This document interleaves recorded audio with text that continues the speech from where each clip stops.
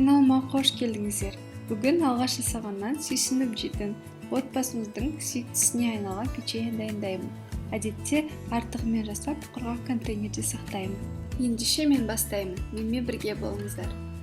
Блендермен майдаланған арахистерді формаға салып 160 градуста қызып тұрған пешке 15 минутқа жіберемін.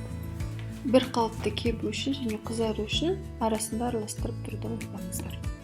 Бөлме температурасындағы сары май мен қантты 2-3 минутта қозғаймын. Неғұрлым сапалы сары май пайдалансаңыз, печеньенің дәмі одан сайын дәмдірек бола түседі. Енді жұмыртқаны қосып, тағы да араластырамын. Негізі ешқандай блендер, миксер пайдаланбай венчикпен де жасауға болады. Онға разрыхлитель, сода, тұз қосып електен өткіземін. Байқасаңыздар, ұнды әрқашан електен өткіземін, сонда жақсы көтеріледі. Кейде кейбір бисквиттер үшін ұнды електен 2-3 қайтара өткіземін.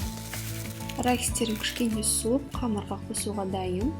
Енді бәрін араластырамын.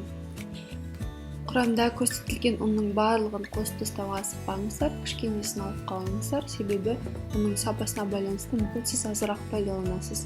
Егер қамыр қатты қолға жабысқақ болса, максимум 10-15 грамм тағы да қосымша қосуға болады. Осы жерде тезде жұмыс істеген дұрыс. Греческий орех формасында қамырды алып домалақтап, пергамент төселген противенге саламын. Шанышқымен үстінен басып, осылай видеода көрсетілгендегідей узорла саламын. Бұл арахисті печеньенің традиционды узоры. Енді 180 градуста қызып тұрған пешке 10-15 минутқа жіберемін. Жанынан алысқа кетпеуімізге кеңес берем, себебі пеште ұзақ тұрып қалса қап-қатты болып қалады. Дайын болғанын иісі қатты шығып, беті шамалы ғана қызарғанын білеміз. Арахисті печеньеміз мен дайын. Құрамын төменде описание бөлімінде қалдырамын. Видеоны соңына дейін қарасаңыз, менің каналыма жазылуды, әрі лайк басуды ұмытпаңыздар.